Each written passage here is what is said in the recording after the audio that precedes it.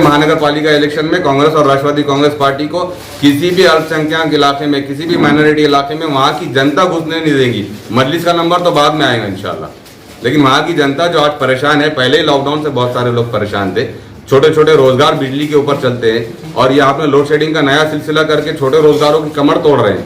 तो इससे क्या समझ ले हम, क्या मुसलमानों को टारगेट करने की कोशिश कर रहे हैं? छोटे छोटे रोजगार जो अपने घरों में बिजली पर करते हैं, आपने लोड शेडिंग की वजह से उसको भी बंद करने की साजिश रखी है। और ऐन रमजान से पहले करने का क्या मतलब है? क्या यही लोड शेडिंग और यही थकबाकी वसूली दीपावली, दशहरा और होली से पहले की जा सकती थी? बिल्कुल नहीं की जा सकती थी और करना भी नहीं चाहिए। हर त्यौहार का हम आदर करते हैं, हर समाज और हर धर्म का आदर करते हैं, लेकिन ऐन त्योहारों के मौके पर इस किस्म की हरकतें बिल्कुल काबिल बर्दाश्त नहीं है और मजलिस इंशाल्लाह कतई बर्दाश्त नहीं करेगी। वही तो कह रहे हैं हम कि मजलिस इत्तेहादुल मुस्लिमीन ने इससे पहले का जो लोड शेडिंग का सिलसिला था उसमें खासदार। मैं हूँ सैयद इसराइल और आप देख रहे हैं औरंगाबाद MS20 न्यूज़ चैनल। हमारे वीडियो को लाइक कीजिए, शेयर कीजिए और चैनल को सब्सक्राइब कीजिए।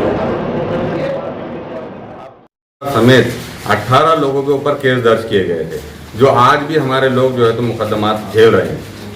हम ये कह रहे हैं कि वोटों की जब याद आती है, जब कांग्रेस और राष्ट्रवादी कांग्रेस को मुसलमान याद आते हैं, और जब धरने आंदोलन की बात होती है तो सिर्फ मजलिस आगे आती है और मजलिस आगे भी आते रहेंगे इंशाल्लाह फ्यूचर में। लेकिन ये दोनों पार्टियां कहाँ हैं? आज क्यों खामोश बैठी है? क्या इनमें इतना दम नहीं है यहाँ की लोकल लीडरशिप में कि औरंगाबाद में हो रही लोड शेडिंग के खिलाफ अपने सियासी आकाओं को जगाए, उनको बोले कि ये अन्याय है और ये ऐन रमजान से पहले नहीं करनी चाहिए? क्या दीपावली, दशहरे से पहले ये लोग कर सकते हैं? करना भी नहीं चाहिए और ये कर भी नहीं सकते थे। इतनी यूनिट्स है, हम तमाम यूनिट्स को एक्टिव करेंगे और वो तमाम के तमाम यूनिट जो है तो अपने अपने लेवल पर ये इस गैर मुनसिफाना जो फैसला है लोड शेडिंग का, इसको वापस लेने के लिए पूरी कोशिश करेंगे। देखिए 2017 में जब लोड शेडिंग चालू हुई थी तो उस वक्त हमारे MLA और आज के MP खासदार इम्तियाज़ जलील साहब के नेतृत्व के अंदर सारे ही नगर सेवक और मजलिस के पूरे पार्टी कार्यकर्ता ने जाकर 1 से 2 मरतबा निवेदन दिया और वहाँ की चीफ इंजीनियर हो या दूसरे जितने अधिकारी है उनको कहा था कि लोड शेडिंग जो चल रही है ये गैर ज़रूरी है। लेकिन उन्होंने कुछ ऐसे हमारे सामने पेश किया कि ये फीडर पे इतनी चोरी, वो फीडर पे इतनी चोरी हो रही है, लेकिन हमने उसके फैक्ट मालूम किए तो ऐसा कुछ नहीं था। तो उसके बाद में मजलिस ने अपनी स्टाइल में जाकर जो काम किया तो दूसरे ही दिन से लोड शेडिंग बंद हुई। लेकिन उस 5 साल के बाद कल अचानक शहर के अंदर फिर से लोड शेडिंग का एक शेड्यूल आया है और मैं समझता हूँ कि ये कर्मचारियों को भी पता नहीं था जो MSCB के अंदर है, उनसे फ़ोन करने के बाद पता चला कि लोड शेडिंग फिर से शुरू की गई है। तो मैं समझता हूँ आज महाराष्ट्र स्टेट के अंदर जो हुकूमत है तो ये तिगाड़ी सरकार की है, 3 पहियों की है, ऑटो रिक्शा की सरकार है। तो ये सरकार से आपके माध्यम से पूछना चाहेंगे कि आप लोग यहाँ पर महाविकास आघाड़ी बोल के काम कर रहे हैं या महाविनाश आघाड़ी बोल के काम कर रहे हैं? क्योंकि आज गर्मी का सीज़न अपने तूल के ऊपर है। आज जो है तो गर्मी हद से ज़्यादा बढ़ चुकी है। 2 साल से लोगों के लॉकडाउन से कारोबार ख़राब है। आज छोटे मोटे कारोबार करने वाले रसवंती वाले हो या ऐसे कई हो, पंचर की दुकानें हो, ये हो, तो 2-2 टाइम आप लोड शेडिंग करेंगे तो पेट कहाँ से भरेंगे? तो आज आपकी सरकार है तो कल से लोड शेडिंग जो की गई है तो आज हम आपसे रिक्वेस्ट करते हैं कि आप जो सरकार में हैं आप ये लोड शेडिंग बंद करें। हम आपको मौका दे रहे हैं कि आप लोड शेडिंग बंद करें, वरना 8 दिन के अंदर खासदार इम्तियाज़ जलील साहब के नेतृत्व के अंदर मजलिस इत्तेहादुल मुस्लिमीन जिस तरह 2017 के अंदर आपके कार्यालय में आके जो हमने किया था और दूसरे ही दिन से लोड शेडिंग बंद करवाए थे, आज भी MIM उसी तरह सक्षम है।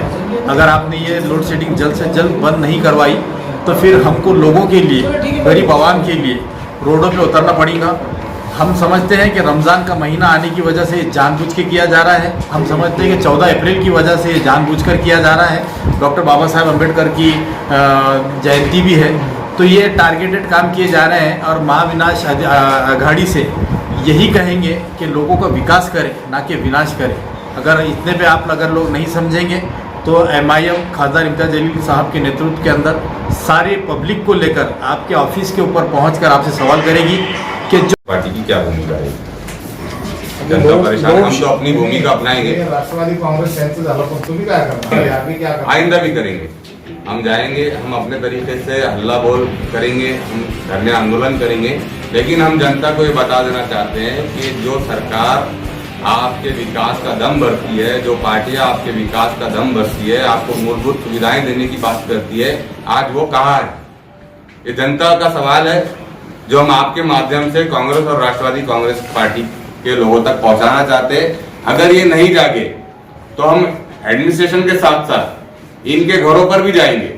और खास तौर से मैं आपके माध्यम से कहना चाहूंगा कि माइनॉरिटी इलाकों के जो मुस्लिम लीडरान है कांग्रेस और राष्ट्रवादी कांग्रेस पार्टी के, जो मुसलमानों को अभी तक के कांग्रेस और एनसीपी का जैसे मुसलमानों ने ठेका ले रखा था उनको वोट देने का, सिर्फ जो है तो सरकार की हामियां मिलाएंगे क्योंकि इनकी सरकार है तो ये अपनी सरकार के खिलाफ नहीं बोल सकते, ऐसा कुछ है क्या? सिर्फ ये सत्ता के लिए सरकार कुर्सी पे बैठे हैं? परंतु ऐसा है कि एमएसएमई ने ज्या भागात उतरेंगे तो ये महाविकास आघाड़ी को फिर से 3 पहिए की सरकार को वापस अपने घरों में ले जाकर रहेंगे। आपका नाम था? आप नासिर सिद्दीकी, मजलिस इत्तेहादुल मुस्लिमीन। और आप टाइम टू टाइम आपका मंथली एमएससीबी का बिल भर रहे हैं।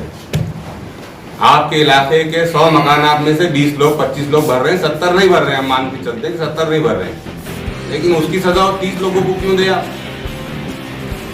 अगर आपको थकबाकी रिकवर करना है तो इसके लिए भी एक सिस्टम है। कोई भी रिकवरी का सिस्टम हो, कोई भी सख्त जो है तो कानून कायदा हो, अगर उसको इम्प्लीमेंट करना है तो ये देखना चाहिए कि अभी पवित्र रमजान आ रहे हैं, बाबा साहब अम्बेडकर जयंती आ रही है, तो महोत्सव के मौके पे आपको जनता को कष्ट देने की, तकलीफ देने की कोई जरूरत नहीं है।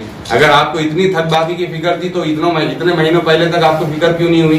क्या आप वसूली कर लेते? ऐन रमजान से पहले, जब रमजान परसों से शुरू हो रहे हैं और अब 14 तारीख को जो है तो बाबा साहब की जयंती मनाई जाने वाली है, तो आप क्या चाहते हैं कि पर्टिकुलर कुछ समुदाय के लोगों को आप टारगेट करें, उनको मेंटली डिस्टर्ब? सर, अगर हम सिर्फ चिकलठाना, शेंद्रा और वालूज की बात करें तो हम आने वाली प्रेस कॉन्फ्रेंस में आपको ये डॉक्यूमेंट के साथ प्रूफ करेंगे कि ये एमएससीबी के कई ऑफिसर्स की मांडोली हुई है बड़े बड़े इंडस्ट्रियलिस्ट के साथ। उनके करोड़ों रुपए बिल के बकाया है और ये एक आम नागरिक को बोल रहे हैं कि अगर तुम्हारा 500 रुपए का थक बाकी रहेगा तो तुम्हारा लाइट कट कर देंगे। तो वो जो करोड़ों रुपए का बकाया उसकी वसूली कौन करेगा?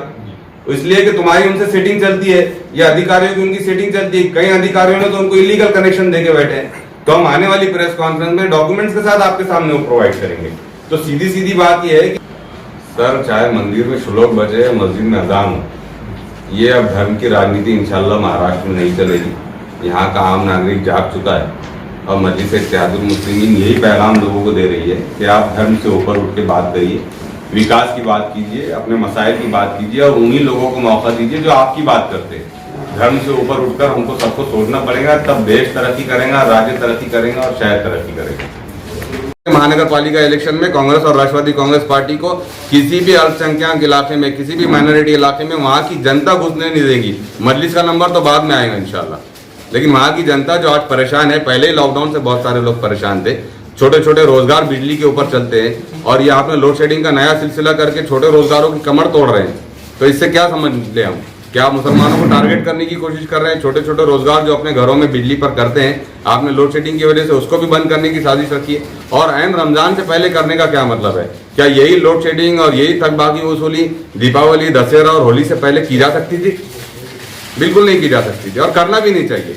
हर त्यौहार का हम आदर करते हैं, हर समाज और हर धर्म का आदर करते हैं, लेकिन ऐन त्योहारों के मौके पर इस किस्म की हरकतें बिल्कुल काबिल बर्दाश्त नहीं है। मजलिस इंशाल्लाह कतई बर्दाश्त नहीं करेगी। वही तो कह रहे हैं हम कि मजलिस इत्तेहादुल मुस्लिमीन ने इससे पहले का जो लोड शेडिंग का सिलसिला था उसमें खासदार समेत 18 लोगों के ऊपर केस दर्ज किए गए थे, जो आज भी हमारे लोग जो है तो मुकदमात झेल रहे हैं। हम ये कह रहे हैं कि वोटों की जब याद आती है, जब कांग्रेस और राष्ट्रवादी कांग्रेस को मुसलमान याद आते हैं, और जब धरने आंदोलन की बात होती है तो सिर्फ मजलिस आगे आती है।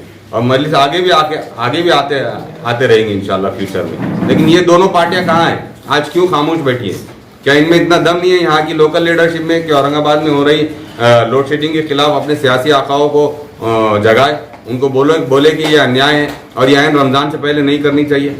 क्या दीपावली, दशहरे से पहले ये लोग कर सकते हैं? करना भी नहीं चाहिए और ये कर भी नहीं सकते थे। जितनी यूनिट्स है हम तमाम यूनिट्स को एक्टिव करेंगे और वो तमाम के तमाम यूनिट जो है तो अपने अपने लेवल पर ये इस गैर मुनसिफाना जो फैसला है लोड शेडिंग का, इसको वापस लेने के लिए पूरी कोशिश करेंगे।